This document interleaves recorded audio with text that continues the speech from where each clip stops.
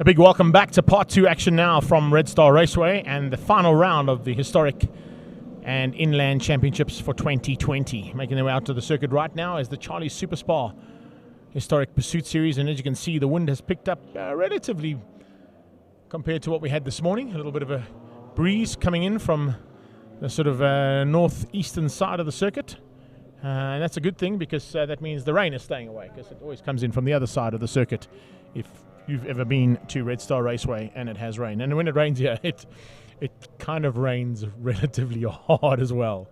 But we're expecting big action again here in the second half of the day's racing, starting with action from Charlie Super Spar Pursuit Series. And as they get onto the circuit, of course, it's a handicapped race that is going to be taking part here. And that means that they all start line astern right in front of us here in our commentary area from the live stream team of up to 60 seconds.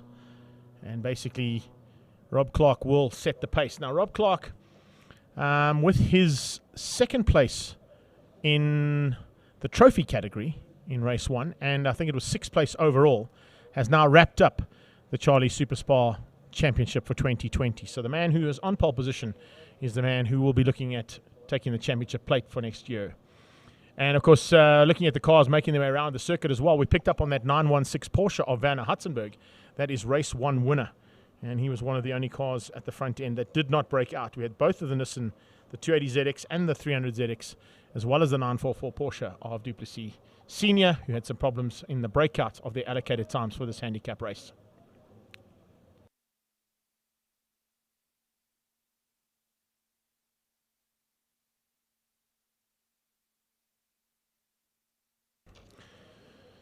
As you can see them lined up there, you've literally got the field for race 2 now. And if I go to the grid, which Rob Van Aal has sent me, I'm going to quickly just open that up, just to give you an indication as to how they're going to be starting. It will be Rob Clark on pole, as we said. Behind him, Clive Winterstein, Tian van Rooyen, and Josh de Klerk. There is Winterstein in the 912. We've got Werner Hutzenberg, race 1 winner. They're in 5th place. 6th place is Frans Venter. It's Wynand du Plessis Senior in the 944 in 7th, ahead of Sean Hepburn. Devon Martin flying the flag out there for all De La Salle ex-pupils. Good to have the youngster back. He's in his car for the first time. It's only his 3rd race, so not a bad effort out there from Dev. And just prepping that car and getting it ready for next year. He wants to participate in the Historic Pursuit Series as well as in some historic saloon car racing too. And will join the likes of the Ward brothers, who have been involved in racing in the past from De La Salle. So, making his way onto the circuit and into the race action for the first time there. In heat number 2 is our pole man, Rob Clark, who will set the pace. And will probably get a full lap in before the 5th and 6th car gets sent on their way. But there'll be a slight modification, I'm sure, to the timing that we had in the first race because of how things went in that first race. And if I look at allocated times, that's a what do we got there? 175. So 175 will give us 2 minutes 55 seconds dead that Rob Clark has allocated as his breakout time for the Citroen GS 1220.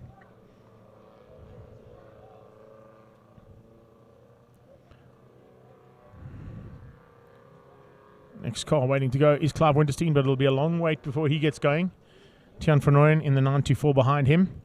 We got down to Shane Forget on the grid as well, and Shane Forget, of course, in the Pro Auto Rubber Toyota Corolla, sharing that car today with Andre Danhauser. Danhauser doing the historic saloon cars, and he's doing the Pursuit Series in that Toyota Corolla Virus. Carlo de Klerk, Henk de Klerk, and Rian Roux will make up the back of the grid if they're all there. And I'm just looking down. Looks like they're all... Oh, and Rian Roux this time is on the grid, which is good to see. He had some problems from the word go in race 1 earlier on in the day. And now looking for a chance to possibly spoil the day here for the competitors at the front end, because he is a very, very quick car. And the scratch car at the back, of course, is going to have to do some work to catch the front car right now as he heads into the dog bone section for the first time. Shouldn't be too long before the next car makes its way onto the circuit, which will be Clive Winterstein in his Porsche. It's a 356A.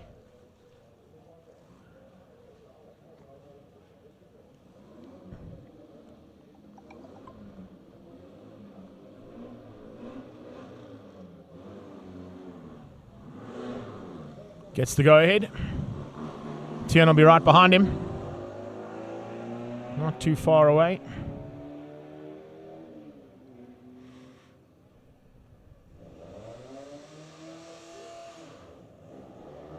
There you go. Tiaan van Rooyen and Josh de Klerk. Josh standing by to be sent on his way. Shouldn't be too long before we see Rob Clark coming around to complete his first lap. He's actually down the back straight away as Tiaan heads into turn 2. Clive Winterstein already up into turn 3.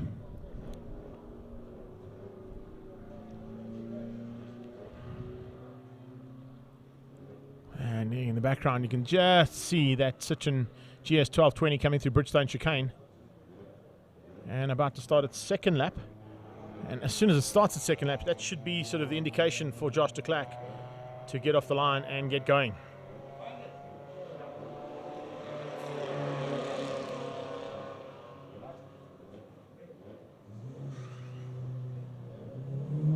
Josh off the line. Rockets down towards turn 1. Right behind him is going to be Werner Hutzenberg.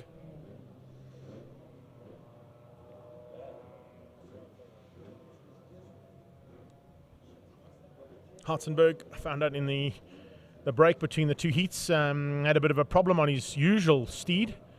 The choice of steed for Werner Hutzenberg is a big black 928 Porsche with Cobra stripes down it.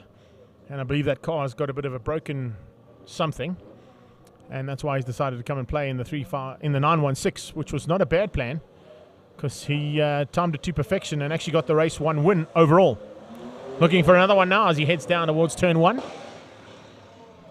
Oh, but as I say that, I think I may have given him the commentator's curse there, because he's just broken across the line and pulled to the sideline. So if we follow through there, Daryl, just pick up on the car on the left-hand side here. You'll see there's a 916 parked on the sideline, and Werner getting out. That's such a pity there for him. Something breaking on the 916. He's gone from hero to zero there. Sean Hepburn gets underway. Devin Martin right behind him. Shane Forget in the Toyota Corolla flies up the road into turn 1, followed by Cola de Klerk. And finally, it'll be Rian Roux. Last car onto the circuit will be Rian Roux, as we're seeing cars in full flight now and trying to get back those laps that they've already lost to Rob Clark in the Citroen.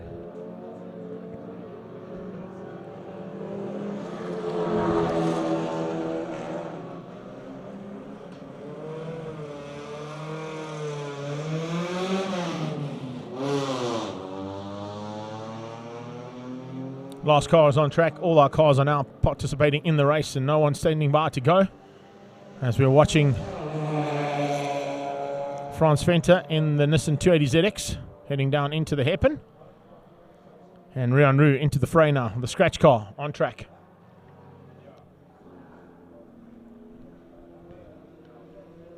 So Rian basically has to go through this entire pack twice in the space of the 8 laps that are available to him. And in fact, he's actually only got 6 laps because the leaders have already completed 2 passes across the line.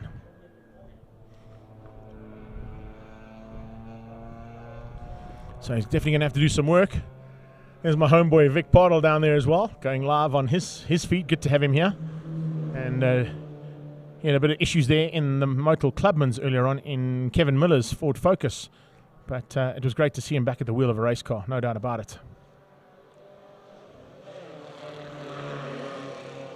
Rob Clark completes his second lap in anger now.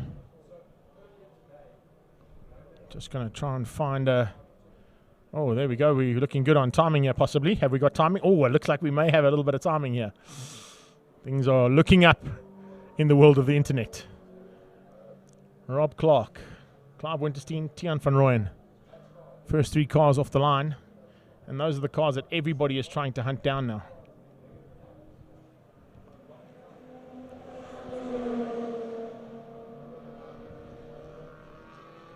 Well, I have timing, but it's relatively slow on the pickup. Because if I'm not mistaken, Rob Clark is now on to his second lap in anger.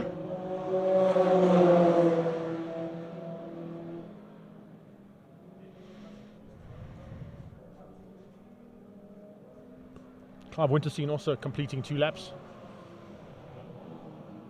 stealth bomber going past us there. That is the 300 ZX of Cola de Klerk into turn number 1.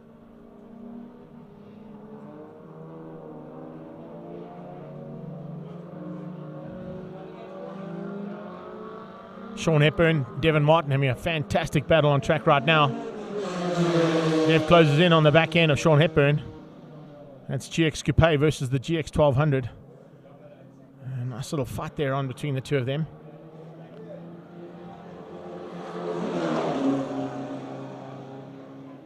Oh, good dive on the inside. They're trying to get the drive out of turn 5 and down into the short straight. Sean Hepburn probably got a little bit more experience than what Devon's got right now, so possibly that's going to help him out to keep the younger upstart behind him for a while.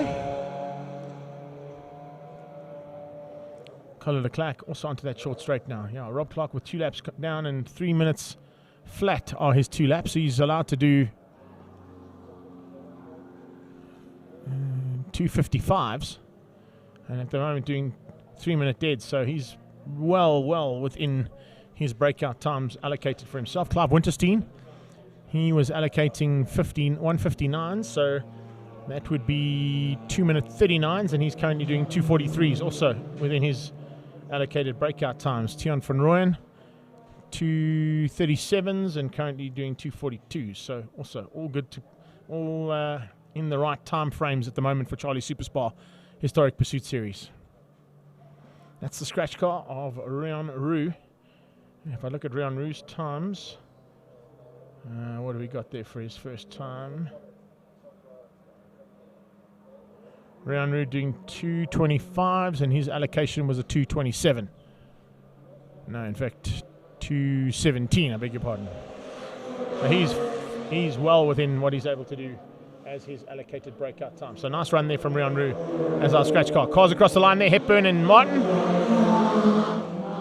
And Martin closing on the back end of Sean Hepburn. The two of them also starting to reel in Duplessis Senior in the Porsche. So Van Duplessis will have to just be wary of those two cars starting to close in on him. They're about to come and unlap themselves on Rob Clark, who's pushing it to the limit there. A little bit of wheel dirt from the Citroen as he ran a little bit wide out of turn 2. Here comes Duplessis Senior to pass him. And Hepburn and Martin not too far behind to do the same thing. One thing you've got to take into account with this kind of racing is you cannot afford to miss an overtaking maneuver. So if there's an opportunity to get through on the car that's slower in front of you, you must do it as soon as possible, and that's exactly what Sean Hepburn and Devon Martin have done. Josh de Klerk down into the dog bone, and there you get confirmation of that pass now by Devon Martin and Sean Hepburn on the lead man, Rob Clark. Hepburn and Martin down in 7th and 8th place. And of course, we've got to go all the way around again and find a way back past that lead car one more time.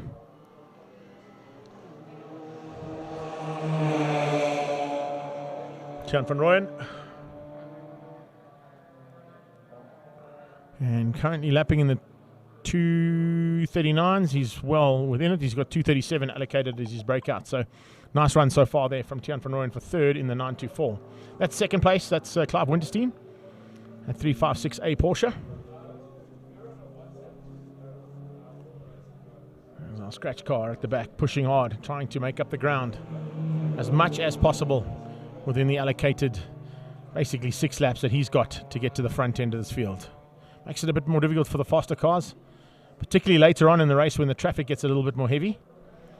Because as with handicap racing, you'll see that if the mathematicians are right, all the cars should cross the line at the same time, including that one there of Shane Forget, and piloting his good friend and stablemate from Forget's Autos. The two of them have participated in the Car Care Clinic Super Hatch all season long, and now sharing the drive here.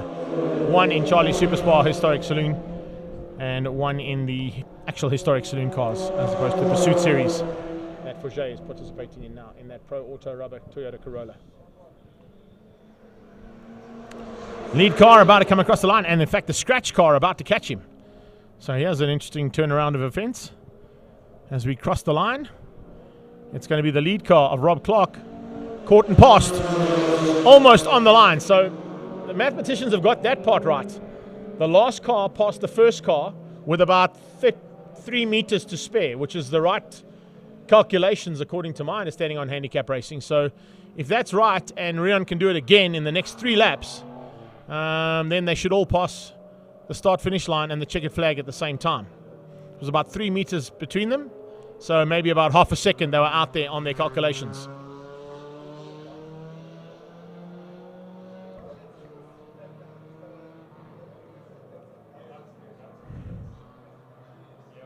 So 255s, 258s coming out of Clark at this point in time. So he's taking it easy. He knows he's got the championship wrapped up, so he doesn't really have to push too hard. Although the win on the day would be quite nice if he can get the overall win. And this is Duplessis fighting with Hepburn. And look at this, Devon Martin coming up onto the battle as well as he closes onto the back end of that 944. Lost a little bit of ground there, but now starting to push it to the limit. Maybe just feeling the effects of it, but I think we actually might have dropped back slightly there. I'm just looking over the top of my screen to see if I can pick up on Dev. But he's not as close as what Martin is. He ran wide in one of the corners, so maybe just a little mistake there from the rookie. It is only his 4th race, so nothing wrong with that. And certainly got a lot of experience to gain and lots of fun still to be had.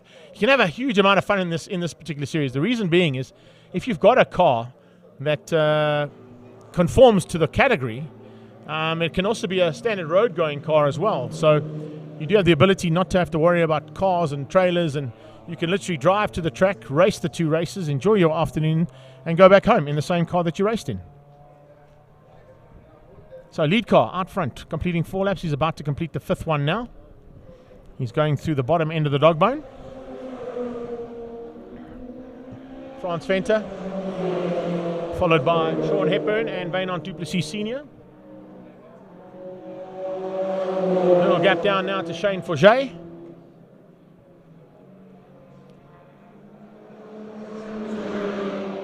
Colo de Clack. And Rion Rue.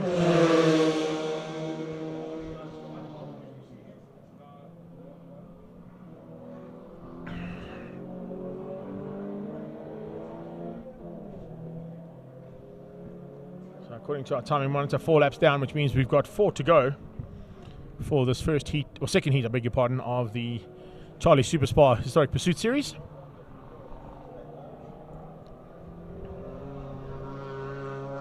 Just want to catch up on those times again. Josh de Klerk allocating himself 2:30. He's doing 2:35, so he's okay.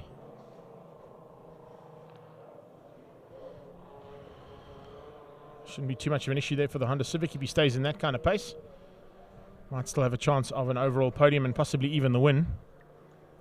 Just want to watch for the quicker cars coming from behind. We've lost Hutzenberg right at the start, but Frans Venter in the 280ZX, he allocated himself at 2:24.7. And if I just go to the... Oh, timing monitor's gone on the blink again. We're really a battle today. So, Venter, 2:26s, he's okay. Frans Venter, Sean Hepburn's 2:24s. Hepburn allocated himself... Ooh, 2:22s. So he's also okay at this point in time. The problem they got right now, though, is as soon as they get into the closing stages of a race like this and traffic starts to become an issue, you can see a target in front of you that makes you just look and seem to go a bit faster, and your attentions tend to turn on the man in front of you or the lady in front of you, and also not on the clocks. They can't run clocks in the cars. They're not allowed to run timing monitors in their cars at all. They've got to go on the look and feel of what they think the lap is going to be like. So it's a bit of a calculated risk you've got to take here.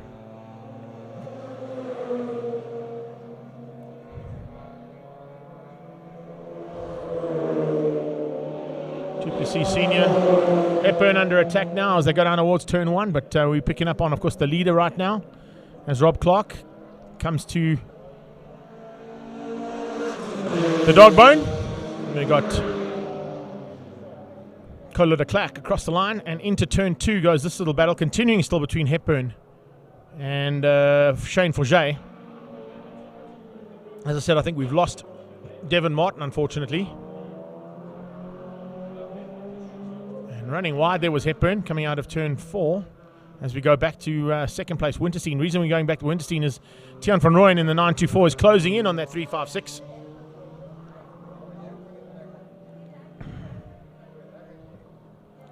So the 356A versus 924. It's 1957 versus 1983 in terms of the years of those cars. So showing you the caliber of the vehicles that you can drive in Historic Pursuit Series. Shouldn't be too much time before that 924 gets past. Also watching the progress of the quicker cars coming in the background, because you can just see them in the foreground of some of the shots that we've got. And they are definitely closing in. So the mathematicians behind Charlie's Super Spar Pursuit Series this time have got the calculations a little closer. And we can expect to see a very tight finish to this one.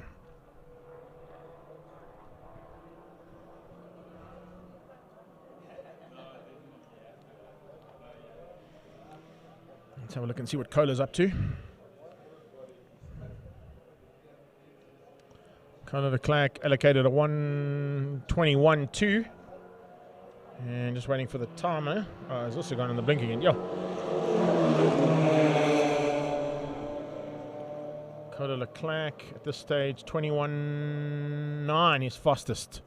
21.2 is what he's allocated. He's 0.7 within breaking out time. He has a change up for second, possibly. Tian on the inside of Clive Winterstein makes it stick. Frans Venter around the outside of Kohler de Klerk into turn 1 as we speak as well.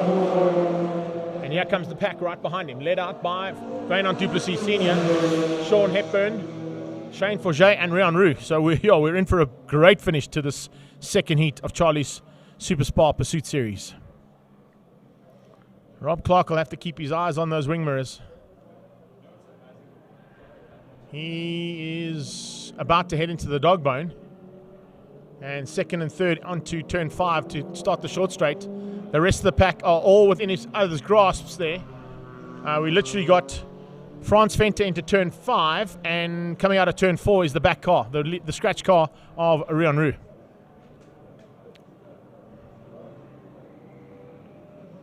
So it's going to be a very close finish to this one, that's for sure.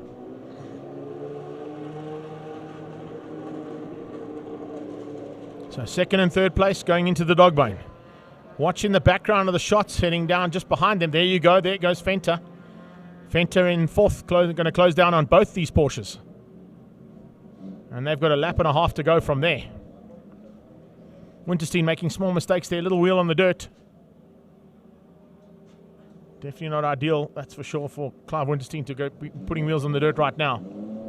Not that's going to affect him massively, but with the packer car starting to hunt him down, he's going to have to be aware of it. Oh, good move there from Hepburn.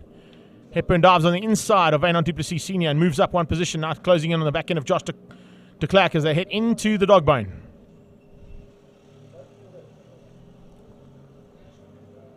So Clark is on the back straight, coming through the chicane, and about to start his final lap. Final lap now for our lead car of Rob Clark. Can that GS 1220 Club stay in front for 4 more kilometers? There goes Forget up the inside of de Klerk, followed very closely by Rian Roux. As they come through, another lap completed. That's the final lap now started by Rob Clark. 7 down, 1 to go.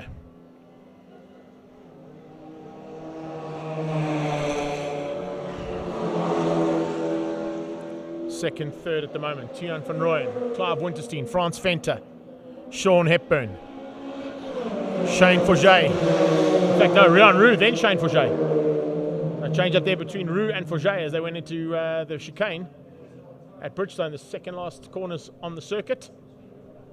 And it's now Forget dropping back to Wynand du Plessis Sr. in the 944.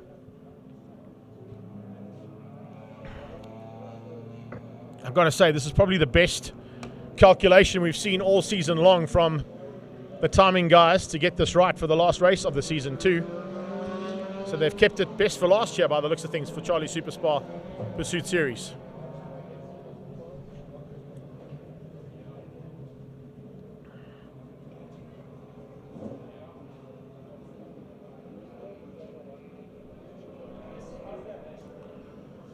Expect some changes now. There you go, Roo on Hepburn. Hepburn out of turn 5 gets eaten up by the Sirocco, so the scratch car ticking them off one by one. Lap times at the moment from Rion Roo, 2:19.0. Fastest lap of the race as well.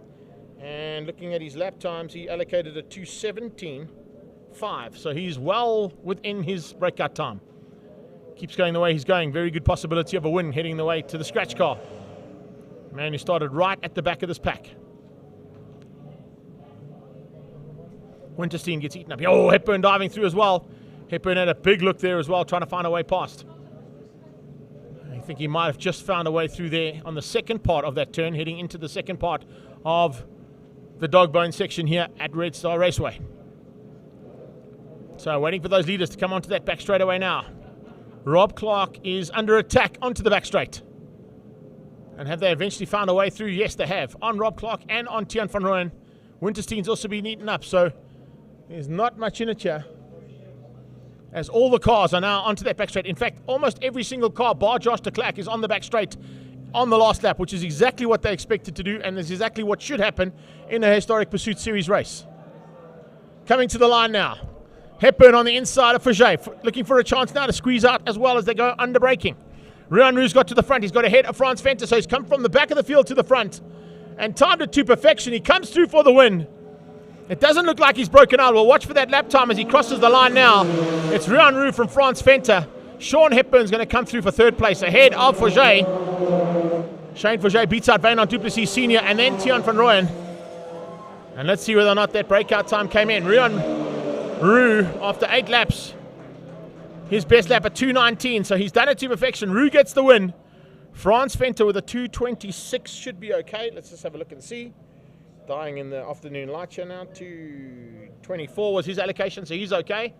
And Sean Hepburn on a 2:24 should also be okay, if I'm not mistaken. Hepburn allocated a 2:22.8. So first 3 cars across the line will take the victory. It's Rion Roo, Frans Venter, and Sean Hepburn. And there is your winner in shot right now after a great drive all the way from the back of the field after not making it out for race number 1. Rion Roo takes race 2 here in the Charlie Super Spar Historic Pursuit Series. We'll be back shortly with more commentary and heading into the second race of the Bridgestone BMW Car Club Racing Series.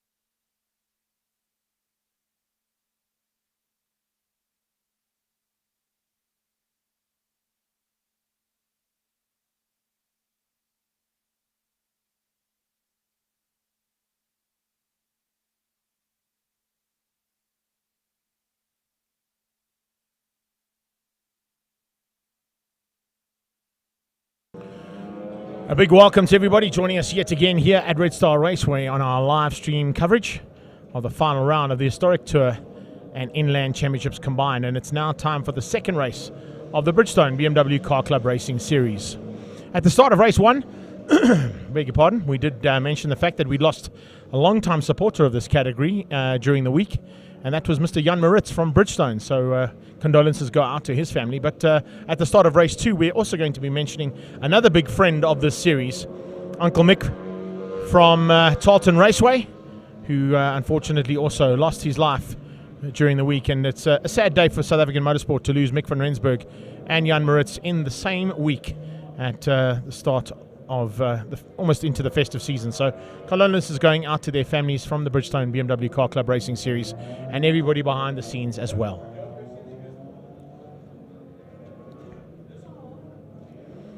Race one, as we saw, starts as per the qualifying times and each of their categories. But what they do now for race number two is, of course, they take the fastest cars from each of the classes involved and their fastest lap times done in race one. And those fastest lap times will then be inverted on the grid for race number two, which is why, of course, you're seeing Len Henry Goby on the front row alongside Leon Loubser and Darren Winterboer, race one winner, there in third place. There's an inverted grid due to the way that they do their fastest laps from race one. And then that inversion basically happens right from top to bottom. So a little bit of chopping and changing to be seen at the front end of the field, and we'll be watching for the progress of the quicker cars to make their way back to the front end and be involved in the front end battle as they always are here. BMW Car Club Racing Series now, long-standing relationship with Bridgestone, and it's great to have LM, Mean Raps and I2 involved in the coverage for today. Massive thanks to them for joining us here at Red Star Raceway for the final round action and the last race of the season for 2020 for these guys. They don't only participate in events like this one, where they're at Red Star Raceway, and you can see the wind has picked up ever so slightly compared to this morning, but also do a lot of Gymkhana events here at Red Star Raceway and at Tarleton. And that's the reason for saying the fond farewell and best wishes to the family there from the Van Rensburgs at Tarleton, because a lot of events happen at Tarleton Raceway as well here with the BMW Car Club Racing Series. Standing by for another lap in anger. It's basically just a warm-up lap now behind their official safety car for today. And great to have that little Polo GTI coming from the Super Group on track. An official pace car for Bridgestone BMW Car Club Racing Series today, provided by the Super Group. Great to have Corley and her team here supporting on the day, as well as providing the vehicle for today's race action, and also being involved with a couple of other series too today, providing support for the rolling starts.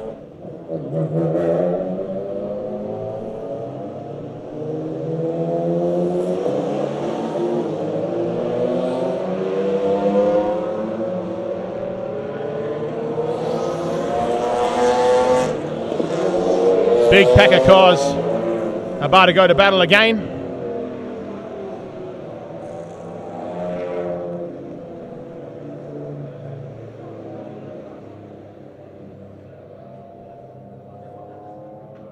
Hoping to see that possibly Hein van der Merwe was able to get his car on track for the second heat. I didn't see him come past us, but we'll keep an eye on that one. He's a new man to the series, joining Fabio Fedetto after race number one. He had a great outing, actually, for his first official race in this club.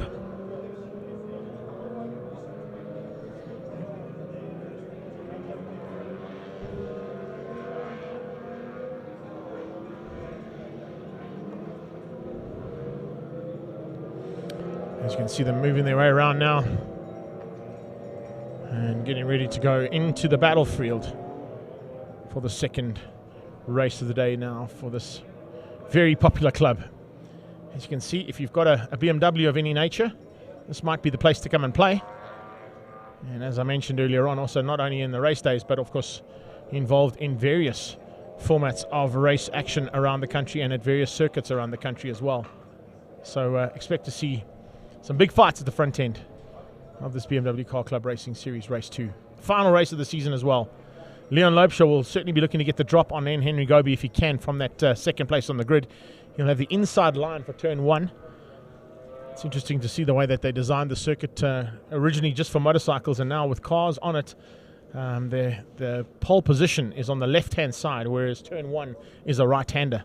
So it means you've got to have your wits about you as a racer to get ahead of the man in second, who would have the advantage of that inside line for turn 1 if they can get the drop on you. And that's exactly what Lotus will be looking to do now for the start of this second heat. It's a 4K circuit here at Red Star Raceway.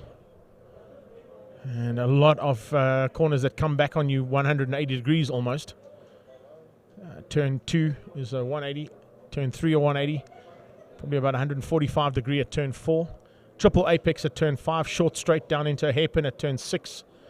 If you ever see a map of the Red Star Raceway, you'll understand my connotation of calling it the dog bone, because 7, 8, 9, and 10 basically look like the top end of a cartoon-style dog bone. And then you've got this long straight, and you can see in the background cars going back and forth. Don't get too alarmed if it's the first time you've joined us for the live stream commentary, because that is the N12 highway.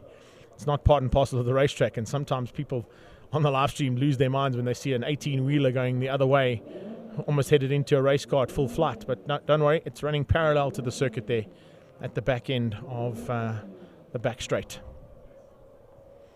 Coming into Bridgestone chicane now to come under starters orders. You'll see the Polo GTI just up its pace slightly and get away, allowing Len Henry Goby to dictate the pace now off the line.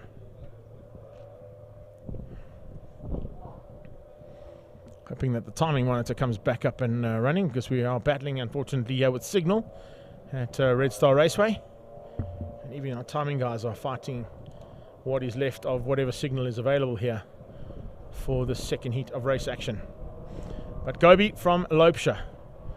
Second row, it is the Barron's Motorspares BMW, developed by Fast Developments at Swartkops Raceway and Fast Freddy and his team, and piloted by the Bulawayo bomber, Darren Winterboer from Bulawayo, Zimbabwe. Lights out and we're racing. Turn 1 action, and it is Lotus. Lotus gets a drop into turn 1. Darren Winterboer follows him through. Len Henry Goby going around the outside and trying to hang on to that lead, but you can see it's Lotus who leads out, heading down into that turn 1 and now towards turn 2. Lotus on the inside of Goby, trying to come back at him. Can he find a way through? Not just yet. Len Henry Goby in the GLH Transport Z4, looking for a chance now to try and open up a margin and get away. He has got Lotus holding up the rest of that pack, including Darren Winterboer. It's a good start coming in the background from Salvi Gauthier as well. He goes side by side there with Rob Gearing coming out of turn 2, and now into 3. The rest of the pack come through there. Gamera in the Winfield BMW. And 325 IS headed down there. Look at this pack. It's a snake of BMWs that cruises through here. Nice shot there as well to see the reverse angle, the back angle, and a couple of left and right shots of cars coming through the shot at the same time. That's the size of this field. Gearing under pressure as they go into the short straight. Being eaten up by the Avante. A big BMW, and look out for Ian Cotwell making a turn. He didn't have a great outing in the first one. Had some problems, had to be towed back in after the first race. But looks like controlling things from the front end there, Len Henry Goby. Garbini is in 4th ahead of Osbagioni. Then it's Everstein. Everstein from Meyer. Meyer has got Salvi Gauthier on his back. And Salvi Gauthier now looking for a chance to squeeze through. That is Lyle Ramsey we've got in shot right now, with his attention being taken up by the 235i behind him of Ian Cotwell. Troy Cochran behind that. Not a bad start here for everybody. The 27 car there of Hilligen into the mix as well. Just saw a little shot of that orange BMW heading into the dog bone. Down the back straight goes the leader, Len Henry Goby. What a turnaround here for this team. The boys at G&H Transport have done a great job to prep this car. And as I say that, he comes under pressure, but soaks it up into the Bridgestone chicane. Coming out of that chicane now, Goby leads out and tries to hang on to the front end ahead of Lotus. Lotus going to try and use a little bit extra squirt down the straight. Gets past.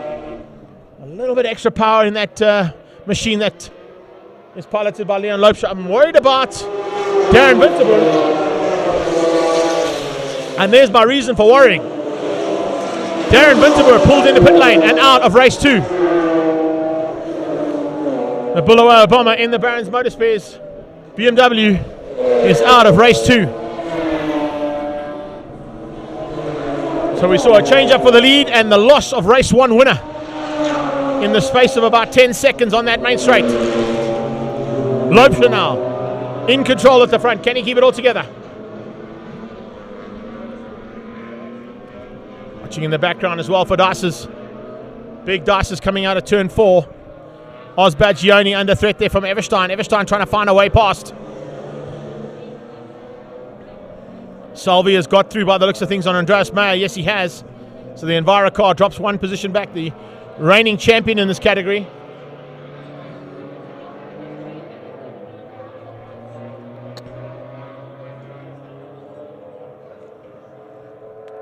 And I can see a little bit of chopping and changing happening in the mid-pack as well. We've got Lopesher across the line ahead of Gobi. Bagioni currently in third, ahead of Everstein and Salvi Gutteri. But I think Salvi is just going to squeeze up and get onto the back end of those two cars. Watch out for a great drive coming out of Dino Familiaris in the background as well, with Lyle Ramsey behind him. Familiaris, of course, in that BMW station wagon. A big wagon out there ahead of Rob Gearing. Rob Gearing also piloting very nicely just outside of the top 10. He's got to try and catch onto the back end of Renier Smith if he can. And Gearing in that would be 325, if I'm not mistaken, out there that he's in. I'm going to just double check that, of course, but I think I stand to be corrected on that one, but I think I might have got that one right. Yeah, 325 IS. It's the E30 version of that car. And running in, of course, the old German touring car style colors there as well. Bagioni about to cross the line again. The cool guy into turn 1 with Salvi Gutteri on his tail. Salvi Gutteri's got ahead of Andreas Meyer, and it looks like a mistake somewhere on circuit by Jan Everstein. He's gone missing. Everstein in that front pack is not there anymore. How far he's dropped back, I can't see him in the second pack of cars that's crossed underneath us. So it looks like a little bit of issues there for Jan Everstein. Ian Cotwell fighting off the attentions coming from Renier Smith and Lyle Ramsey. They're still fighting hard there, that 235i in that mid-pack, but that's the leader into the turn 6 hairpin.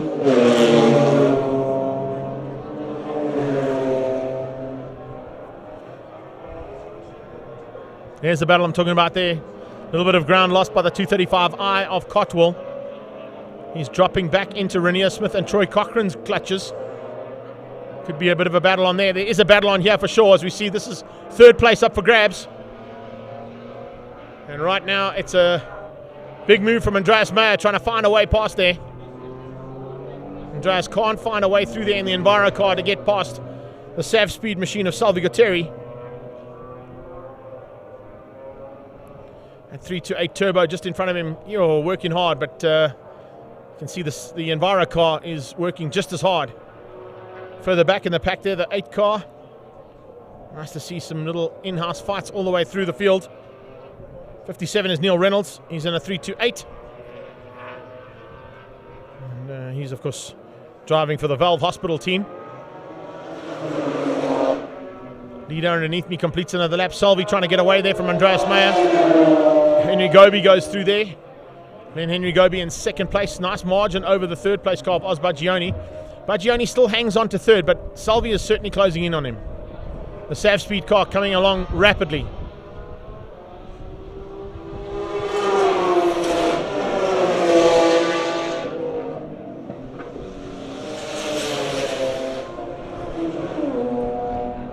Dino Familiaris in and headed up into possibly a top 5 finish overall if he can keep it all together. Familiaris certainly enjoying life at the front end of the pack, and here comes some pressure from Andreas Meyer. Andreas Meyer applying the pressure big time there. Familiaris not too far away is Lyle Ramsey, and Lyle Ramsey has pulled away slightly there from Renier Smith.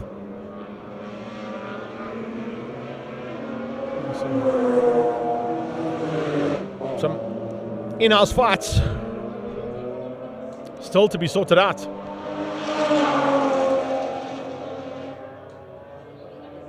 Going up into turn 5. Battle's continuing there just in the background there. I think that's Cochrane and Varish Gunpath not too far off the back end of that one. But as they head down towards turn 6 at the moment into that hairpin, watching for opportunities to get through on your competitors, looking for the chinks in their armor if there are any. Not easy to do at this stage of a race day. 58. That is Dino Familiaris ahead of Lyle Ramsey. Ramsey enjoying life in a rear-wheel drive car. Usually a front-wheel drive specialist, been involved in the Volkswagen Challenge category for a long time. Even stepped up into National Polo Cup for a while too. Gobi still hanging on for second.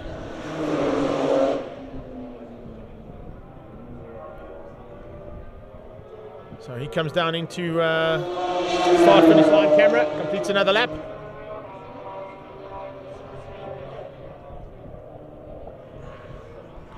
Halfway stage reached, 4 out of 8 done. And Leon Lopes controlling things from the front end there. Currently lapping in the 2:02.9s, but he has done a 2:02.7. Turn 1 action as well there, Daryl. Change up for third place. Oz Baggioni has been caught and passed into turn 2 there for third place now.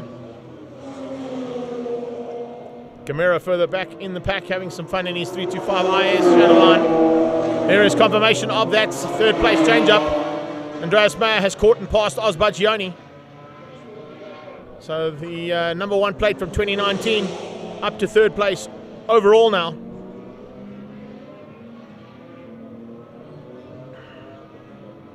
Starts to pull away from Baggioni. At this stage, Leon Lopes leading overall, but also leading Class A.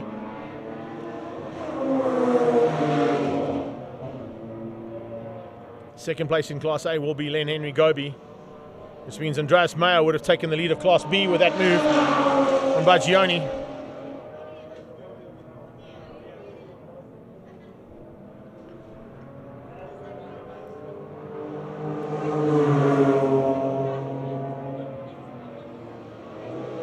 Maneuvers happening again in turn 3.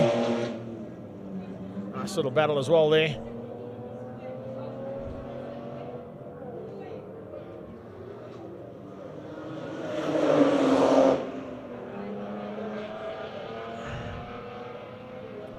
There's the first shot in anger of Alan Hilligan. As we go on to that, there's 3 cars fighting for that position on track. Hilligan and Kamara in there as well with Neil Reynolds. So a little in-house fight there between the pack down in 11, 12 and 13th place on track. Oh, mistake. Runs wide in the hairpin.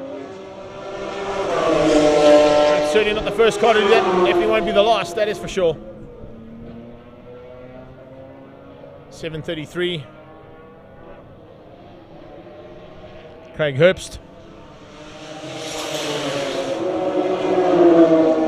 And I think he put a bit of pressure onto Fedetto there, if I'm not mistaken. Maybe the rookie just feeling the effects of his first full race day today. Good to have him joining this club though. Here is your leader back again into the back markers now, coming up on the back end of Gamero, finding his way through relatively unscathed. A little bit of additional power in that car will allow him through relatively easily. Carlos hangs on to the back of him for as long as he can in the IS.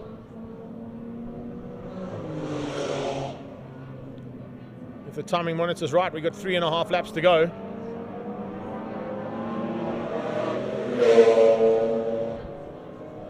Andreas Meyer still in third. With the gap he's pulled now on Oz Baggioni. So Meyer leading Class B. Starting to pull away now from Oz Baggioni in the Biopool Maintenance BMW. That's an M3 that he's piloting. 27.57 battle there. Hilligan and Neil Reynolds. Alan Hilligan, C3 Shared Services Machine. Fighting it out there with the Valve Hospital. 328 of Neil Reynolds.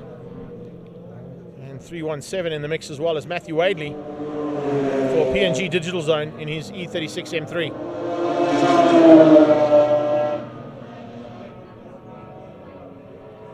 So leader into turn number 2. Heading to turn 3 right now. 6 down and 2 to go.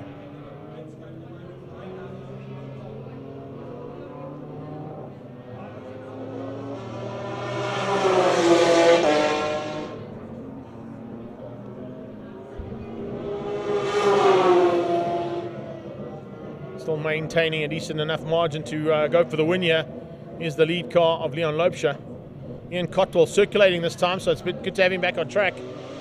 But Coney down in 15th place in that 235i. Back to Hilligan and Reynolds.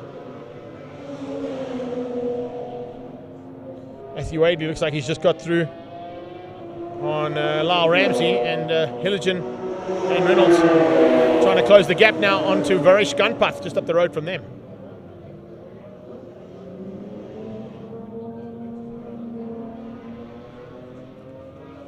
There's going to be a couple of fights still to be sorted out in the mid-pack, but I think first and second is pretty much wrapped up.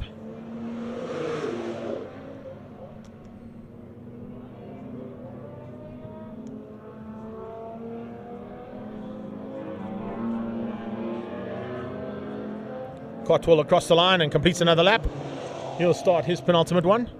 Slowing slightly though as he passed me here. Going to give Digaveo a bit of a chance and a bit of a sniff to try and catch him. There is Jan Everstein's car in the pit lane there. Just see it on the right hand side of that previous shot as we go back to Baggioni in fourth. Second overall in Class B. Fourth overall on track. But Cotwell in the 235i definitely slowing. Leader's started his final lap. So Leader's onto his last lap now.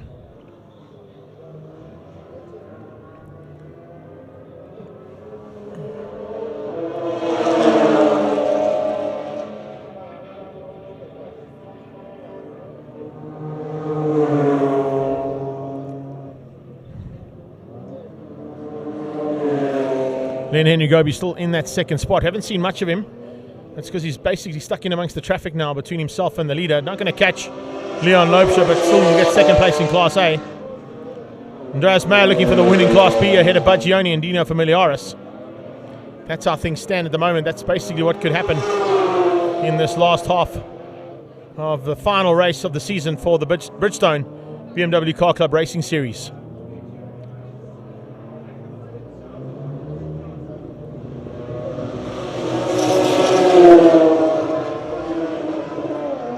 Looking at Cotwell waiting for the leader to come into that shot. Shouldn't be too far away. There he comes. Leon Loubser in the 66 going to go from second place to first here with the demise of Darren Winterboer in the big BMW from Fast Developments. He broke his engine at Swartkops last weekend. Had to put the spare engine in. Looks like the spare engine is gone as well, so hasn't gone according to plan there for the Barron's Auto Spares car from Bulawayo. It certainly looks like it's going according to plan here for Leon Loubser.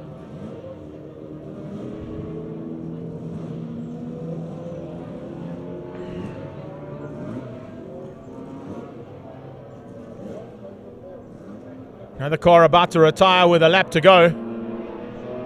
Not quite sure who that is, pulling into pit lane. Baggioni still in with a chance here.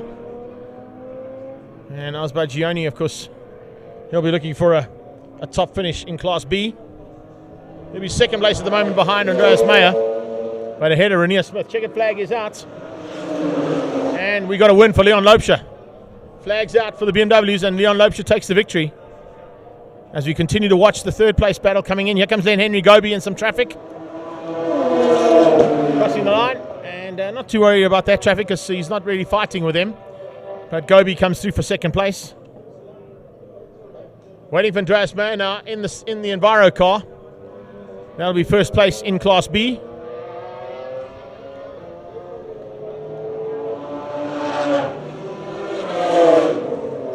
There you have it. That car comes across the line and completes the race, winning out Class B ahead of Oz Baggioni. Baggioni won't be too far behind that, and then it'll be Renier Smith. Smith taking third place in Class B. Dino Familiaris will win out the Class C's in sixth place overall. He'll be beating out, by the looks of it, Matt Wadley.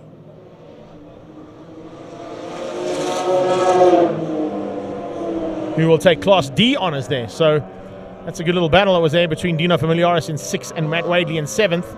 Familiaris, your C winner, and Matt Wadley, your D winner, with Lyle Ramsey behind that. Rob Gearing and Alan Hilligan making up the top 10 overall. That's unofficially, of course. We'll get back into those official results as soon as we get them. But for the next couple of minutes, you can enjoy the sights and sounds of the BMW Car Club Racing Series finishing up as we get ready to go now for the final heat of the Lotus Challenge here at Red Star Raceway.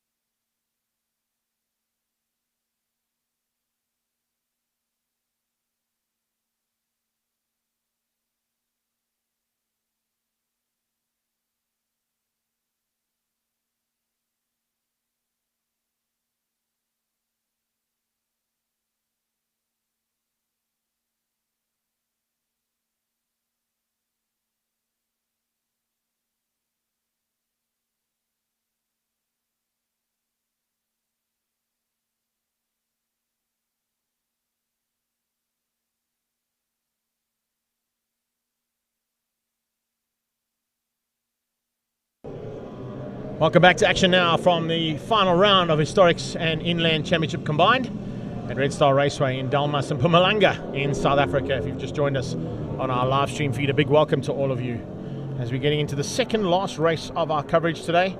It is the Lotus Challenge. It's the final race of the season, and it is poised on the virtual knife edge.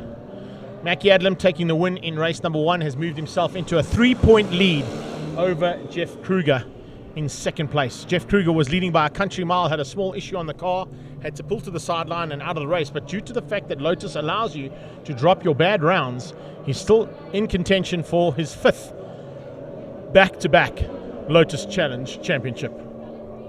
He has to win the race. That's the bottom line. And he has to go and beat Mackie Adlam by at least 2 positions in order to get the 4 points he needs to win the championship. There's a 3-point advantage to Mackie Adlam. Jeff Kruger will start on pole position, Adlam alongside him. And if Adlam finishes in 3rd place and Jeff Kruger wins, then Kruger will take the championship. So it's up to Mackie Adlam to take the fight to Jeff Kruger now. Kruger in the first race was almost a second a lap quicker than anybody else out there on track, and in qualifying as well was almost a second quicker than the entire pack of Lotus that are out there for this one. Adlam's teammate Rudy Barnard in still with a shout. He is now 66, 77, 13 points. So Rudy Barnard has to win. If he wants to win the championship, he has to win and hope for a DNF from the 2 drivers that are ahead of him. So it's a little bit harder ask there for Rudy Barnard. Andre Hemon will be fighting hard. He's the 4th car in the front row there, and he'll be pushing it to as best limited he can, of course, in this series, as much as he can, that is, as we get into the start procedure now. Remember, there's a standing start for the Lotus Register and for the Lotus Challenge, and a big thanks to Vibro Bricks and Paving, to Elite Racing, Barney's Property Development and Rental, AA, and AB Baby. Let's go AB Baby for the assistance today and the live coverage of this final round and final race of the season for the Lotus Challenge. Looks like there's a bit of an issue there on the Himon car. Bonnet off. Find a little bit of prep being done there by the mechanics. Are they allowed to maybe just do that final prep and hopefully get it off? Doesn't look like they're even going to throw that bonnet back on. They're going to leave the bonnet off. No, Andre Hemon pulls off the circuit. He's going to have to get that car sorted. So he pulls into what Red Star Raceway has designated as their burnout zone. And you can see why it's called the burnout zone. All the tire marks there. They're not allowed to do any burnouts on the actual track, are the drivers that are participating in races at Red Star Raceway or in bike races either. If you want to do any burnouts, you've got to go into that burnout zone. 30-second board is up. Waiting for that 5-second board to go. 5-second board is up. Waiting for the lights now. And the battle is on for 2020's championship between Jeff Kruger and Mackie Adlam. And that's the front row of this grid. Lights out. Great start from Mackie Adlam. Good start side by side with Jeff Kruger as they go towards turn 1. Mackie Adlam might have the advantage into turn 1 as the whole field goes through there. It is Adlam who goes side by side with Kruger through turn 1, and round the outside Jeff Kruger hangs on. The Universal Motorsport man just hanging on there for now as he comes up to turn 2 and outbreaks Mackie Adlam into turn 2. So a change up there expected from Mackie Adlam. He tried to do it into turn 1, couldn't make it stick, and Kruger just forces him into second place, into the clutches there of Rudy Barnard, who's moved up into 3rd place. Sean Hewitt behind him. Watch out for Robin Creel coming through there in the second of those Universal Motorsport machines, as she now makes her way up into possibly 5th place around the outside of that car she's fighting hard with. But as we get into the thick of it now, also just going to try and get our timing monitor back up and running. It's been a battle all day long. Apologise for that, but lap 1 is on the way. You heard noise underneath me. That is the National Sports Car category that's just gone through underneath us. And looking to see now as they go into the thick of it for the first time too. They'll be making their way through this pack slowly but surely, but remember they are not involved in the Lotus Challenge battle, so we'll keep an eye out on the progress of those cars. But Lotus Challenge are definitely in the house, and it's Kruger from Adlam and Rudy Barnard in 3rd place. Sean Hewitt, Robin Creel up to the 5 spot. Behind her comes Gijs van der Walt and David Coetzee. David Coetzee trying to get through there, just not on the same kind of pace as what we saw earlier on in the season from him. He's definitely had some good outings in the Lotus Challenge. He's also had some great outings in the big Mobil 1 V8 Supercars, where he pilots another vehicle alongside Mackie Adlam in the Adlam Auto Stable. Tinus Boertes down in 8th ahead of Nick Dean and Andrew Kinniston. And then behind that it's Ruan van der Walt. And Ruan van der Walt, by the looks of things, leading out the L category in the low costs further back in the pack. The sun is almost at its height at the moment, and in fact gone past that height and about to start setting on the other side. But with the high sun right now, it makes it very difficult to spot the cars on the long angled shot. So we'll try and get confirmation of the shorter angled shots there as the Dunlop shod car comes across the line there with Jeff Kruger at the wheel, hoping that the car sticks together. If it stays as it is right now, Jeff Kruger will not be crowned champion for the 5th time. He has to hope that Rudy Barnard will slot ahead of his teammate, which is highly unlikely here in the last race. Adlam had massive luck last weekend. He came from the Vakisa Freeway with 2 wins in the Mobil 1 V8 Supercars and 2 wins last weekend at the final round of the Extreme Festival in that category to win the championship and beat out his closest rival in the Chevrolet there. But let's see if it's going to go the same way here this weekend and make it 2 championships in a row in 2 successful weekends. Panels continue through that pack, and you can see Class L starting to heat up as well. But some fine tuning to be done at the front end and at the beginning, with 2 laps completed. Or onto the second lap, I should say. Second of 8 as they're into turn number 5. It's a battle between Andre Duplessis, Wesley Maxwell and Jose Dos Santos. They're fighting hard there. Peter van Aert in there as well. Heading down to the hairpin at turn 6. Late braking required, and late braking is what is happening down into that turn 6 hairpin. The shot that we've got here, you could literally call it the Suzuki hairpin because it's right in front of that massive Suzuki Swift banner that is on the side of the highway on those big container signage stands. Red Star Raceway just below it, and that's where we are. If you've just joined us, we're at the Red Star Raceway, Dalmas and Mpumalanga in South Africa. And a massive welcome to all of our international guests watching us on YouTube as well as on Facebook. Hope you've enjoyed all the action so far. Coming into the chicane, the Bridgestone chicane. It's a Dunlop shod car out front though, with Jeff Kruger doing it all right. Kruger going for the win. Adlam for second and Rudy Barnard for third. But Rudy Barnard is also doing everything right in terms of the fact that he is sitting and keeping the rest of the field at bay. He's not going to allow anybody through to spoil the day for his captain of the team. Barnard has got to be passed by Sean Hewitt and by Robin Creel. And those two have got to get through on Mackie Adlam to spoil the day for Mackie Adlam's second successful title in 2 weeks. There is the man who would be king. Currently got a 3-point advantage over the man out front, Jeff Kruger, in the Universal Motorsport Lotus.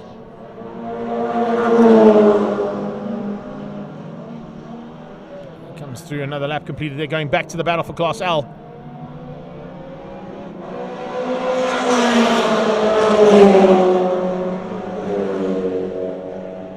Looking for Peter Zeeley to come through as well, and look out as well for the attentions being shown not only by Peter Zeeley but also from Glenton Robello. Robello is in a Lotus, but it's a Class B Lotus. Slightly quicker one than even the guys out front here. In the original days of the Lotus Challenge, there was a Class B which would allow turbo or force inducted cars. And Robello, there he goes, flying past the Class L guys down towards turn 6, using the additional power provided by that turbo, which is why he's moved up into the sports car class as opposed to the front end of the Lotus category. The Lotus registered a couple of seasons ago deeming those cars to be just too powerful and probably too expensive to run for a competition and club like this. But the fight still being fought out there by Andrew Kinniston, Miles Downard and Ruan van der Walt. The 3 car there of Andrew Kinniston fighting hard for a chance to get to the front end. Mackie Adlam controlling things from second. Oh, clipping a cone into the Bridgestone chicane. Is that a bit of a concern there for the tyre wear on that car? Jeff Kruger's got no issues. Those Dunlop seem to be holding up really nicely as he goes into turn 1 and heads towards turn 2 for Team Red Racing.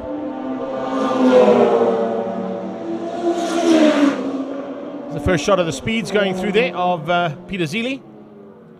Zeeley, I think, would probably be up into the top 8 or even into the top 6. In fact, into the top 6 right now on that last pass.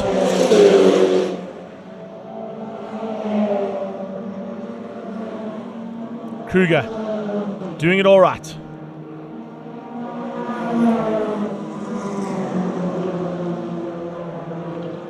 Out of turn 5 onto the short straight now for Team Red Racing. 206s out of Jeff Kruger, 206.171 in fact on that last pass. 208s out of Mackie Adlam, but he doesn't have to worry about that because he's got his teammate right on his tail, and I don't think Rudy Barnard is going to allow Robin Creel or Sean Hewitt through, even if they get there. The only real concern Mackie Adlam will have is when Peter Zeely gets to him, and does Peter Zeely dive and get involved in the championship battle, even though this is not his battle to win in the national sports car class in that speed special. Robin Creel now up into the 4 spot. That's the battle further back there. And Glenton Rebello starting to close onto the back end of that little fight as well. The Vibro cars in the mix, enjoying their little fights. And fights for, of course, honours in their categories as well as in their classes. And it looks like Rebello's got through there. Andre Duplessis hanging on for the win, possibly in L, ahead of Wes Maxwell in the 5-4 car and Ruan van der Walt. The next car up the road for Andre Duplessis will be Nick Dean, but I don't think Nick Dean is a concern for him. He's not really involved in the L battle.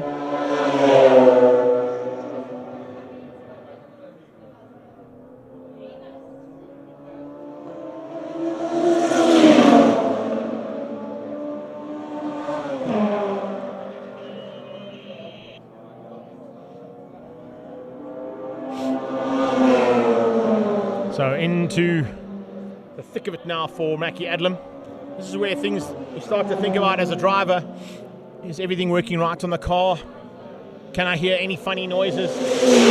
And at the end of a hard-fought championship, the same thing is happening there for Jeff Kruger, although he's got to just concentrate on getting the win. He doesn't have to worry about what happens behind him because he's not in control of that. He's in control of getting this car to the finish line and finishing the race at the front end of the field in terms of the Lotuses. He might be caught and passed by Peter Zeely, and that'll be in the very near future by the looks of it. And Zeely's already made his way up into second place. Ahead of Mackie Adlam now, and ahead of Rudy Barnard. So it's Adlam, Barnard. That's what we're watching for. Are there going to be any chinks in the armor? Highly unlikely with the way the preparation is done on these cars. And it's very, very strange to see over the last 2 events some issues on that Universal Motorsport machine. John Kruger, Jeff's dad, does an incredible job to prep that car.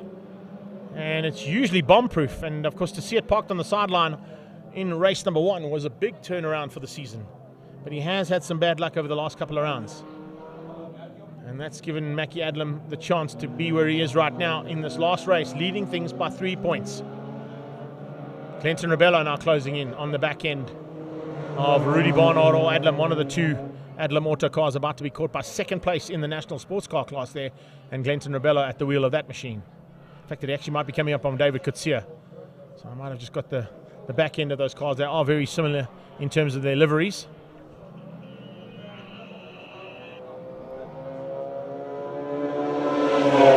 Car in the pit lane as Jeff Kruger. His lap, that'll be the last lap that he leads overall as he comes into turn 1. Down towards turn 2. He'll be watching in the rearview mirrors for Zeely's speed special from the national sports car class to catch him. He won't give it too much of a fight because he's not fighting with that car for the championship, and he needs to make sure that he gets his car to the line.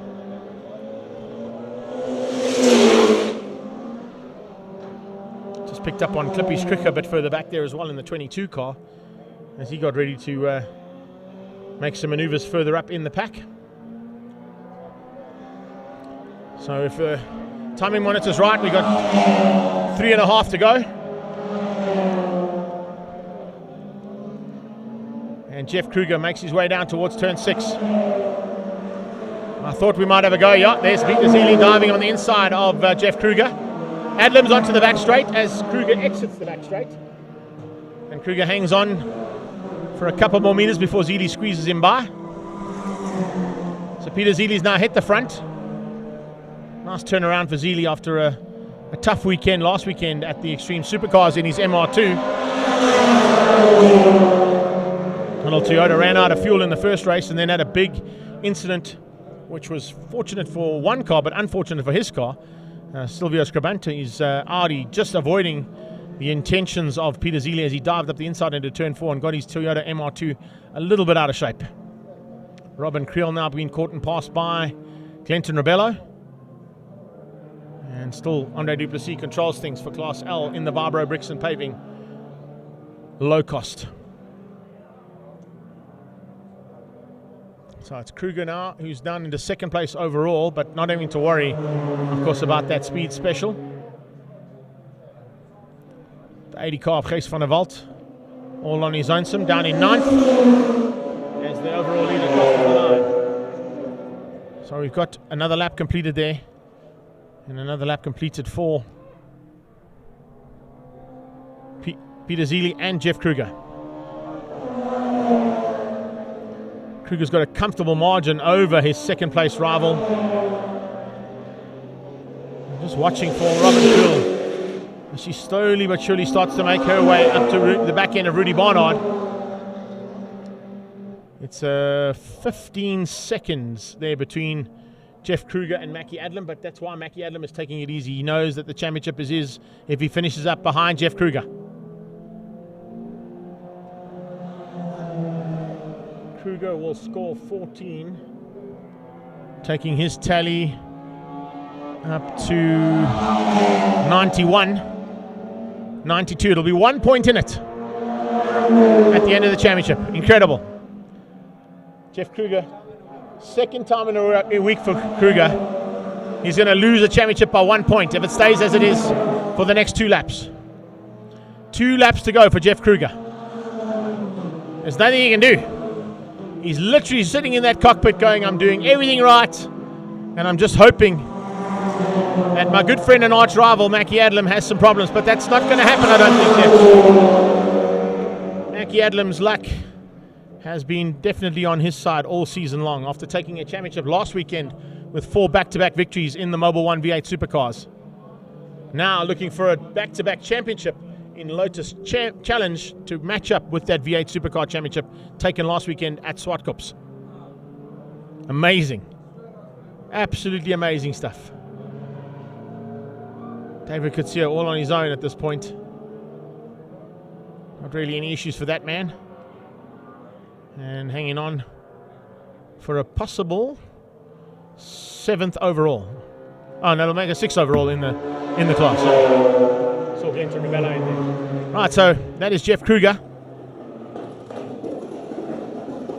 And he takes the lead because the Zili car has just pulled to the sideline. Peter Zili's Speeds has just pulled to the sideline and out of it. Rebello goes past Mackie Adlam. He'll move up into 3rd place. And Mackie Adlam is into 4th overall. But that slowing car of Peter Zili's is a big issue now on the last lap. Fighting for Class L into the dog bone.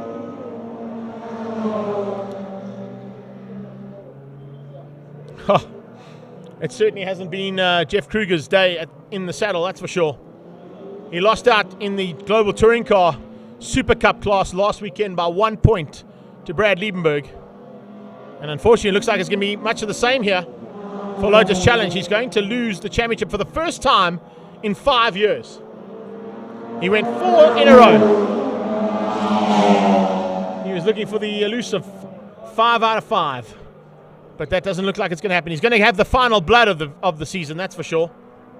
And the Universal Motorsport team will be happy with his performance. But Jeff Kruger, we're thinking, what if? Or if only.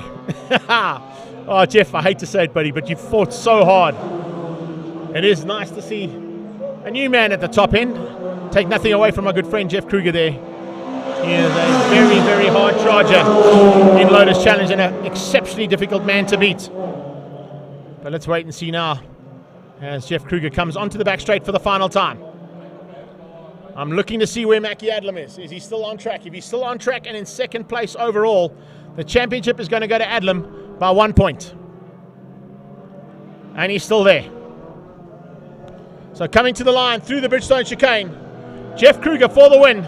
A final race victory of 2020 in the Lotus Challenge. And it's Team Red Racing, the Universal Motorsport team, taking the win. Kruger takes it. But watch out for big celebrations on the wall with camera one if we can get it. Watch out, turn that camera around and let's get the celebrations on the wall. Celebrations on the wall as Rebello goes through. Here comes Mackie Adlam. Try and get that camera onto the celebrations. Here he comes. And Adlam takes the championship. Wrong side, this side of the wall. Celebrations down on the wall there for Adlam Auto. And Michelle Adlam, his wife, is ecstatic. It's back-to-back titles there as Robin Creel comes across the line. And they are very happy down at Adlam Auto, just below me here in the commentary position. So congratulations going to Mackie Adlam. It's by 1 point that he takes the championship. The speed's got going again. I'm not quite sure what happened there with Zealy, but he got it going eventually. And eventually comes through there to complete the race. But that brings us to the end of the 2020 season for the Lotus Challenge. And now 2021, we'll see a new #1 plate in the Lotus Challenge for the first time in 5 years as Mackie Adlam beats Jeff Kruger by 1 point. Waiting for the Class L guys to still come through. And it's still on here for Class L. Andre Duplessis, thanks for that one, bud. Looks like Wes Maxwell just coming through there to beat out the man down in the Class L categories. But that is our racing done here for Lotus Challenge. We've got one more category to cover today. It is the Universal Motorsport Pre-80 Saloons and Pre-90 Sports and GTs. We'll be back shortly with more commentary from our final race of the day here at Red Star Raceway. Congratulations go out to Adlam Auto for the championship in the Lotus Challenge.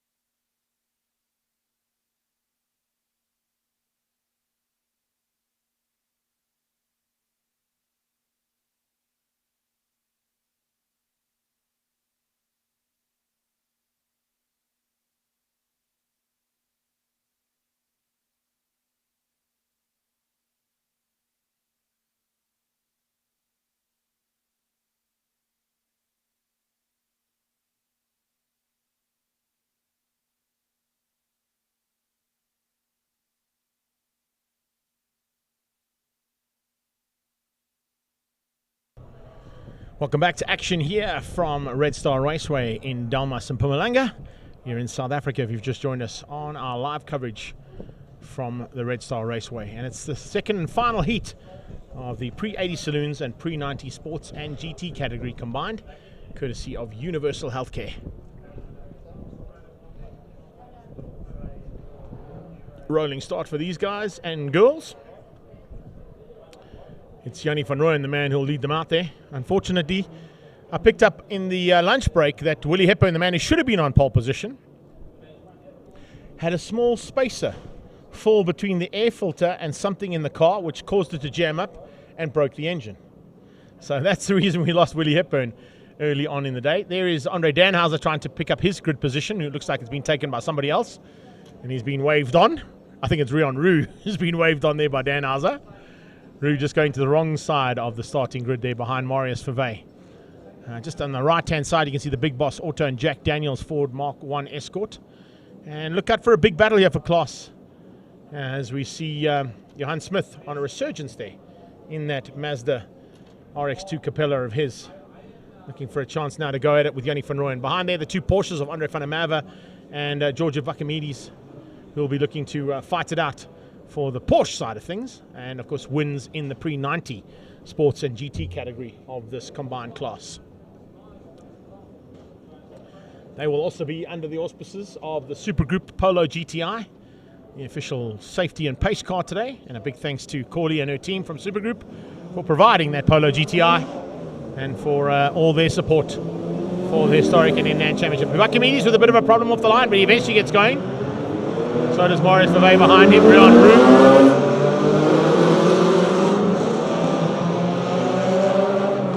Alan Green starting from the back of the field, along with the other Escort that had some problems in race number 1. That is René van Rensburg. Van Rensburg in the Mark II Escort, and the Mark 1 of Alan Green right at the back of the pack. They will do the shortened version of the circuit, as opposed to a full lap of the 4Ks for their warm-up. And of course, this is the warm-up that brings them under starters' orders as well, behind that Polo GTI from the Super Group. Which means Jannie van Rooyen will once again resume his role as the pole man to set the pace for race 2. 8 laps of action, the final bit of action on our live stream coverage here today, courtesy of Up to 60 Seconds. And hope you've enjoyed all of the action so far here today. It's been a big thanks to all of the sponsors behind these categories who've helped us bring you the live stream from the final round of historic racing and inland championship combined at Red Star Raceway. There it is, Polo GTI with the lights still on. Those lights will go off, and that's when Jannie van Rooyen will take up the mantle as the pole man to set the pace across the line and wait for those lights to go out. Alongside him, Johan Smith looking for a victory. How nice would it be to get the final victory of the season there for Class C and beat out Jannie van Rooyen. He's a good friend, but they are arch rivals on track. It's great camaraderie amongst these guys and girls as they fight out on the circuits around the country. And looking forward to more of the same now into this last heat. As they come to the line, the lights are on and off. And we go racing. Oh, and Stuart Koenig with a great start there. Broke a CV joint in the first race. Goes around the outside of Tonapel and of Vakamides into turn 1, and looks like he might slot into about 4th or 5th place. 4th place, just ahead of Tonapel. It's Van Rooyen who leads out though, and Smith's on his tail. So nice start there from Johan Smith. He's got Andre van der Merwe in the Porsche on his tail, and then it is the second of those yellow Siroccos in 4th place. In fact, make that the 3rd place man. Now in the Sirocco, as Stuart Koenig finds his way up into 3rd place after a broken CV joint in race 1. Marius Fave side by side with Andre van der Merwe as they come out of turn number 3 heading to 4. That Mazda R100 has got the inside line. The Porsche is going to have to go the long way around and follow the yellow Sirocco through, but that outside line eventually becomes an inside for a triple left-hander on the exit of turn 4. You head straight into turn 5, and that 5, as I said, a triple apex corner. Very difficult to get right in any form of motorsport. A couple of guys battling here this weekend with the amount of understeer that the cars carry, having to do a couple of hairpin corners or corners that come back on you almost all the way around. One of them is here at turn 6. Little hairpin corner, a short but very tight, almost sort of 60 or 70 degree corner that they go into here.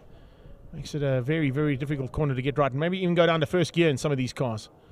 They come out of that. You can see Andre van der Merwe starting to close onto the back end again of the second Sirocco on track there of Stuart Koenig. At this point in time, Koenig hanging on to keep out the attentions of the Porsche. And the second Porsche of Archimedes is now a little bit further back down the road. He's got some work to do into this second heat of racing. So up onto the back straight, waiting for those cars. You can see a couple of cars going into the dog bone, but we're watching for the second Sirocco, higher up in the shot, going past the big branding signs on the side of the highway. And that is the highway that runs parallel to the back straight, so don't be too alarmed if you've just joined us for the very first time and can see some cars running head-on into the race cars. They're on a slightly different road, about 600-700 meters away from the actual racetrack. First four cars are within each other's grasps. It's good to see. Battle for Class C at the front end, heating up. And here comes a good possibility of a change-up for second. Stuart Koenig closing on the back end of Jan Smith, trying to find a way past. Purvey under attack from Archimedes. René van Rensburg has moved up rapidly through the field. He's gone through to about 7th or 8th place on track. Second pack is led up by Rian Roux with Andre Danhauser on his tail. Danhauser looking for a victory now. Definitely doesn't want to give it up. Definitely wants to go for a victory in this class. He had a small float issue in the first heat in that Toyota Corolla Virus, and now looking for his first option at the top step of the podium in this category. He's been close to the top step on numerous occasions in the Car Care Clinic Super Hatch class that he pilots that his other car in. It's a Opel Corsa, also sponsored by Pro Auto Rubber, and I believe that both him and Shane Forget will be running Pro Auto Rubber colors for 2021 in the categories that they race in, which is here at the Historic and Inland Championship in that Toyota Corolla Virus, and in their Opel Corsa and Opel Kadett respectively in the two classes they pilot them in Super Hatch. Danny van Rooyen at the front end, but the battle's on for second place, and you can see even it says George of Archimedes, but I think that might be Andre van der Merwe. Yeah, it's definitely Andre van der Merwe who's up there in 4th place, looking to get through on Stuart Koenig and Johan Smith.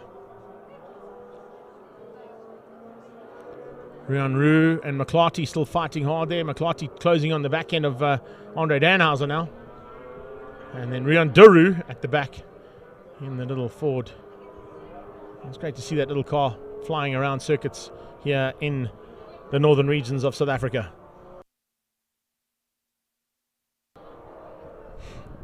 So we're into lap number 2 now. 2:13 is the fastest lap so far from Jannie van Rooyen. He did that on the first time of asking. 2:13.5. Now we're going to see faster than that from him, or possibly from Smith and from Koenig. Another lap down for Jannie van Rooyen.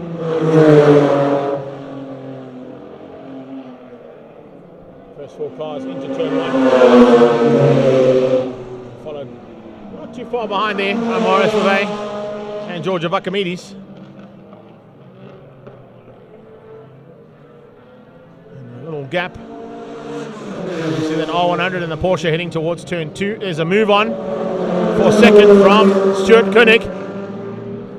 Stewie looking for a way around on Smith. Smith closing the door. Stewie comes back at him in the inside into turn 4. Has the door firmly shut on him though.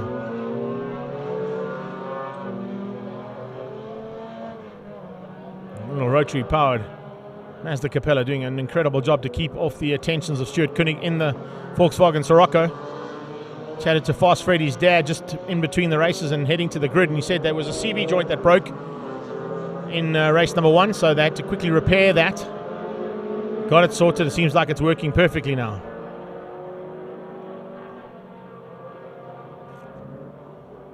Looks like he's looking for a chance to make it a 1-2 in Class C for the two Siroccos. Smith is definitely going to try and stay the meat in the sandwich between the two of them.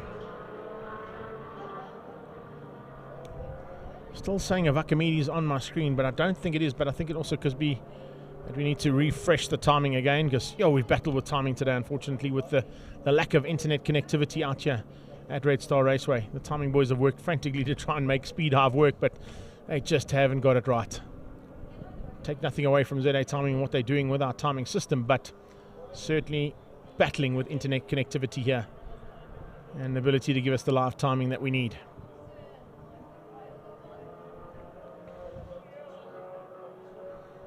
Sean Hepburn in the mid-pack as well, looking for a Class F victory if he can find it.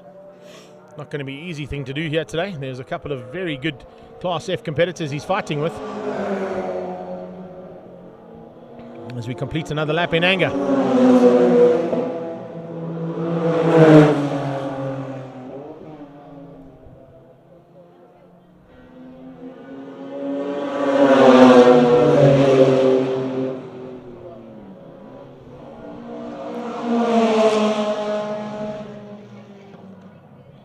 Getting to that stage of the day where we're seeing that big flame out the back end of that rotary. Koenig will be watching it all the time.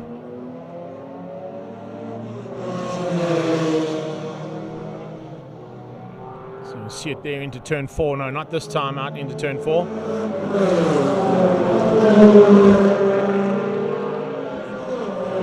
But Koenig is definitely showing his intentions of getting through on Smith.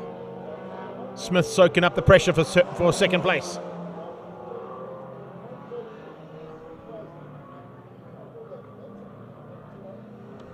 Van Rooyen and Smith now 2.7 seconds apart.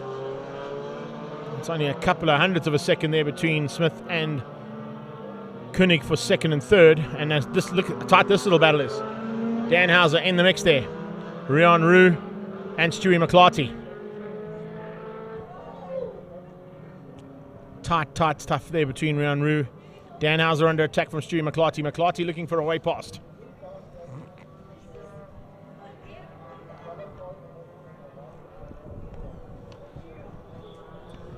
Dan Hauser, I think, has been moved up in a Class G or Class F from Class G. So this is the fight for Class F between himself, Rian Roux, and Stewie McClarty in the Big Boss Auto and Jack Daniels Ford Escort Mark 1 or Mark 2. Beg your pardon. Second place up for grabs here as we're seeing some maneuvering from the Sirocco. Are we going to see a change up here between the two of them? No, Smith is good on the brakes as he goes into the Bridgestone chicane.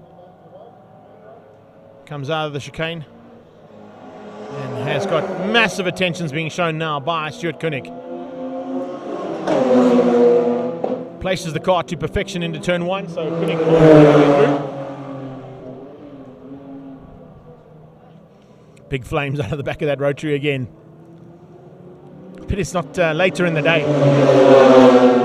In the low light here at Red Star Raceway, those big flames out of a rotary engine look spectacular.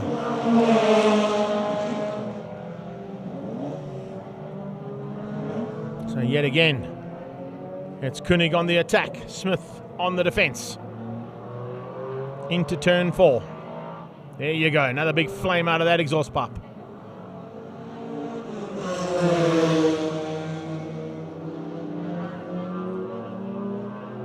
Sirocco, running wide there. Look at the amount of how hard he's trying is Stuart Koenig. That's how hard he is trying. Oh, sounds like there's a problem there on the Big Boss Auto Mark 1. Heading down into turn 1, McClarty's car with a bit of a misfire. Just heard it underneath me as it came across the start-finish line. That's allowed Sean Hepburn to squeeze up in a third place in Class F, and McClarty's got a problem. He pulls to the sideline in out of my window here as we're watching the leader into the dog bone.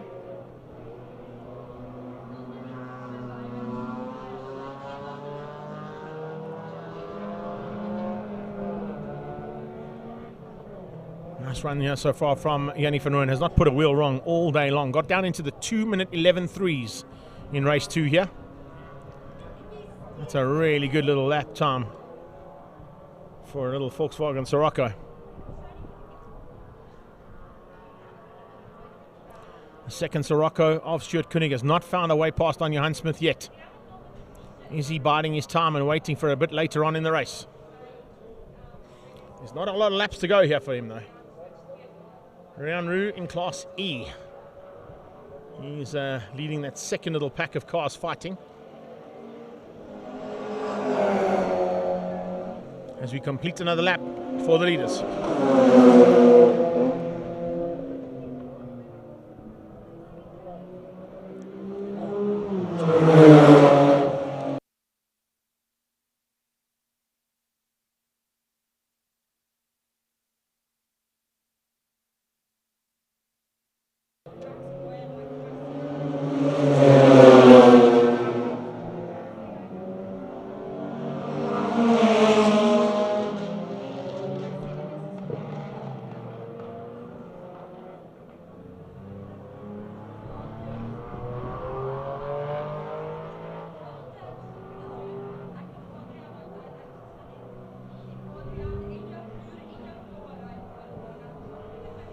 Fight continues there between Koenig and Smith.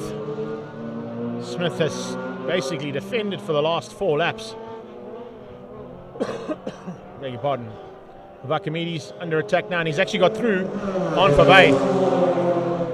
In fact, I've got that wrong. That is Andre van der Merwe fighting there with Marius Fabay, and Vakamides a bit higher up on the road. It was the livery on the car that caught me out there, and apologies there to the two of them. Vakamides in the all-white car normally runs that sort of pale blue and turquoise in his color livery and race colors. But this time out is actually number 74, Andre van der Merwe, in that one. So Andre van der Merwe running in the 74 car there with Marius Fabay. Marius Fabay in the R100 as our leader comes back down the main straightaway into the Bridgestone chicane.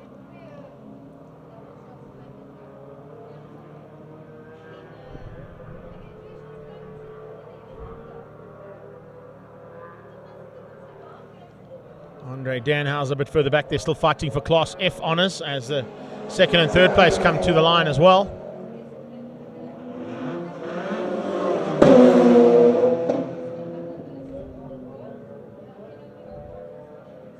Big flame out of that rotary into turn 1 again. Big battle expected between the two of them now with the last couple of laps to be sorted out.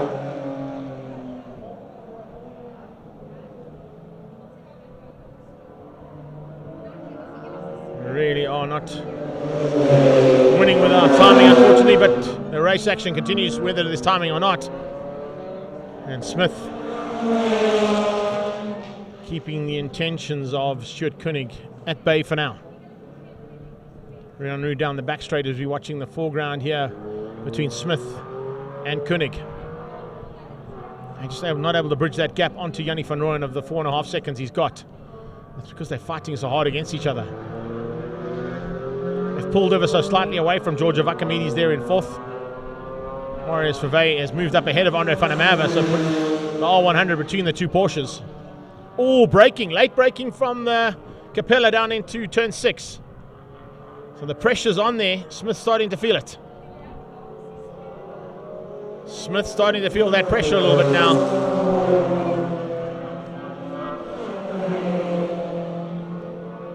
And there you go. Diving around the outside is a move here on from Stuart Koenig. Koenig trying to drive around the outside of the exit of the dog bone. That's a difficult corner off camber as well. But he'll have the inside line for the little kink and he has to back out of it as Smith tells him to follow him through. Watch for the drive onto the back straight now. Onto that back straight away. And it is Slipstream City time now from the Sirocco. Can he stay on the back end? No. That's exactly where the Mazda's got the advantage. The Mazda's just got the squirt down the straight to get away from the Sirocco. And hangs on only just to keep out Stuart Koenig. Stuart Koenig's got to try and find a way through on that Mazda before they hit the back straight. They're about to complete lap number 5 according to the timing monitor.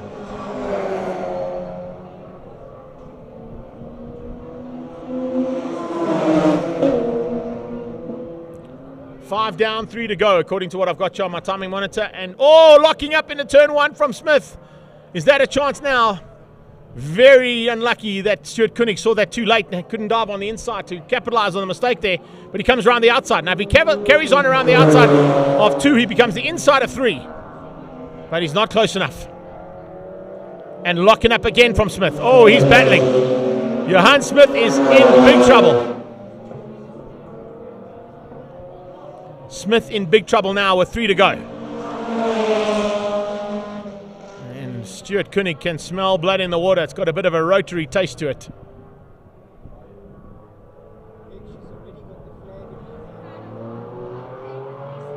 I'm not quite sure how many laps are left here because our timing monitor says there is 5 completed. But I would say we're probably onto the penultimate one. Maybe even onto the last lap because the timing monitor is so far behind. We're not going to count on that timing monitor. The speed hive has not been speedy at all today. And I can see Ivanette, a lady who's been handling the checkered flag here today at Red Star Raceway, standing by with a checkered flag. She's about to unroll it. So yeah, we're on the last lap. Last lap time here for Stuart Koenig, and he's going around the outside of the dog bone again. This time I'm going to try and squeeze Johan Smith out into the chicane. He's going into the left-hand flick. He's on the inside line. It's very close between the two of them into that flick. He's got through, but can he make it stick now? Double right-hander, and it's a slight uphill. And, locking on the brakes again there from Johan Smith. Smith is working really hard to keep Koenig out. They are side by side. Watch for the change in power here. Watch for the additional drive out of the Mazda. That's the only thing that's going to allow him to stay in second place. The flag is on standby. Coming to the line is going to be Jonny van Rooyen. And second place should be in the hands of Johan Smith. Should he not mess it up? Oh, he's gone wide. Koenig dives on the inside. He's got him. Stuart Koenig dives through. Jonny van Rooyen comes for the win. Koenig comes through for second place. What a way to finish the day. Stuart Koenig comes through for second place after a late outbraking maneuver there from Johan Smith. Oh, what a way to wrap up our live stream coverage here from Red Star Raceway. I thought that might be the case. The pressure was on. Smith had locked up for about a lap and a half at almost every single corner. And as they go through and past the stricken car there of Stu McClarty, it's Johan Smith who gets demoted down into third place. Avakamides comes through for fourth place. Good drive there from George Avakamides, beating Andre van der Merwe to the line for the two Porsches to finish up in fourth and fifth, ahead of the R100 of Marius Favey. Rene van Rensburg is going to turn his day around as well. Nicely done in the Mark 1 Escort. He comes through for seventh place. And then coming to the line, are we still going to finish up with the Class F boys? I'm waiting to see them come down. They should be heading onto the back straight. Here they come. F is up for grabs, and it's Hepburn versus Andre Danhauser. And they've got Rian Roux in front. He's a Class E competitor, so they're not really fighting with him for honours on the track, or in the class, I should say, but they are fighting for honours on the track. And here comes Danhauser, going to try and get into the slipstream of the Sirocco. Little Toyota Corolla Virus, the Pro Auto Toyota Corolla, keeping out Sean Hepburn, looking for the first victory here in the class for Andre Danhauser. It's only his, I think, third or fourth time out in that car, and he's taking on last year's champion. That's a good turnaround for the season there for Andre Danhauser. Look out for them. Shane Frogé himself next year in this category, in that Toyota Corolla, as they've got that car to work well to the line. And Class F is won by Andre Danhauser. Sean Hepburn in second place. And fantastic racing. Danhauser finishes up in 10th overall, ahead of the charge there from Sean Hepburn. And Yakaru in 9th place, just up the road. And I just want to check, according to my understanding, that should be Class F. Yeah, Class F going to Danhauser ahead of Sean Hepburn. And that brings to a close our live stream coverage here from the final round of the Historic Tour and Inland Championship combined. Massive thanks to all of our marshals and medics and the race team from ST Promotions, of course, who've done all the work behind the scenes. Tony Taylor, Shelly Taylor, and their entire team. Massive thanks to them. To my team here on the live stream, Paul Bedford and Daryl, for all of the work that they've put in, and our cameramen out on circuit for bringing you all the action here from Red Star Raceway from up to 60 seconds. A fantastic effort from us. We hope you enjoyed all the action. We've got a couple more races still to go this season. If you want to see some more race action next weekend, come and join me. I'll be live streaming straight out of Idubi Kart Circuit for the Rock National Final. And then stand by, of course, for the South African Endurance Series in Cape Town on the first weekend of December. And look out for the Kyalami 9 Hour, which is happening on the second weekend of December. Hope you've enjoyed all the action, ladies and gents. Thank you so much for sharing all of the action with your friends, fans, family, and all of your sponsors. And please make sure you keep doing that throughout the time period that you're watching this. It's always available here on Facebook. It'll always be available on YouTube as well. And from my side, Greg Maloney, the voice of choice. Always an honor and privilege to work with my two teammates alongside me. We'll see you soon. Take care then. Bye-bye now.